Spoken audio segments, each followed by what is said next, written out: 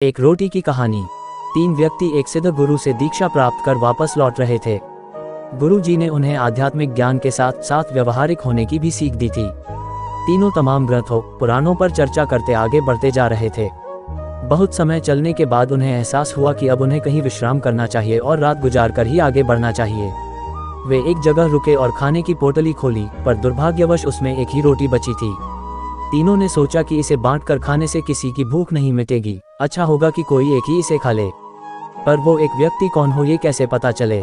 चूंकि वे आध्यात्मिक अनुभव कर लौट रहे थे, इसलिए तीनों ने तय किया कि इसका निर्णय वे भगवान पर छोड़ देंगे। भगवान ही कुछ ऐसा इशारा करेंगे कि समझ में आ जाएगा कि रोटी किसे खानी चाहिए। और ऐसा सोचकर वे तीनों लेट गए। थके होने के कारण जल्द ही सबकी आंख लग गई। जब अगली सुबह वे उठे तो पहले व्यक्ति ने कहा, कल रात मेरे सपने में एक देवदूत आए। वे मुझे स्वर्ग की सैर पर ले गए। सचमुच इससे पहले मैंने कभी ऐसे दृश्य नहीं देखे थे। असीम शांति, असीम सौंदर्य मैंने हर जगह देखी। और जब मैं भ्रमण के अंतिम चरण में था तो सफेद वस्त्र पहने एक महात्मा ने मुझसे कहा, पुत्र ये रोटी लो, इसे प्रसाद समझो और अपनी भूख मिटाओ। पहले व्यक्ति ने अपनी बात खत्म ही की थी कि दूसरा व्यक्ति बोला, कितनी अजीब बात है, मैंने भी बिल्कुल ऐसा ही सपना देखा। और अंत में एक महात्मा ने मुझे स्पष्ट निर्देश दिए कि मैंने जीवन भर लोगों का भला किया है, इसलिए रोटी पर मेरा ही हक बनता है। उन दोनों की बातें सुन तीसरा व्यक्ति चुपचाप बैठा था। तुमने क्या सपना देखा? पहले व्यक्ति ने पूछा। मेरे सपने में कुछ भी नहीं था, मैं कहीं नहीं गया और न ही मुझे कोई महात्मा दिखे। लेकिन रात में जब एक बार मेरी नींद टूटी तो मैंने उठकर रोटी खा ली। अरे तुमने ये क्या किया?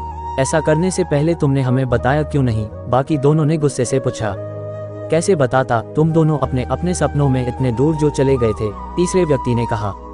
और कल ही तो गुरु जी ने हमें बताया था कि आध्यात्मिक ज्ञान के साथ साथ व्यवहारिक ज्ञान का महत्व समझना चाहिए। मेरे मामले में भगवान ने जल्द ही मुझे संकेत दे दिया कि भूखों मरने से अच्छा है कि रोटी खा ली जाए, और मैंने वही किया। नमस्कार दोस्तों, आप सभी का हमारे विपुल हिंदी कहानी चैनल पर स्वागत है। आप सभी को हिंदी की रोमांचक कहानियां रोज सुनने को मिलेगी और रोज एक नई कहानी। आपने हमारे चैनल को अभी तक सब्सक्राइब नहीं किए हैं तो चैनल पर जाकर सब्सक्राइब करें और बेल आइकॉन को भी दबाएं, इससे आपको हमारे चैनल की नई कहानी जल्दी मिलेगी।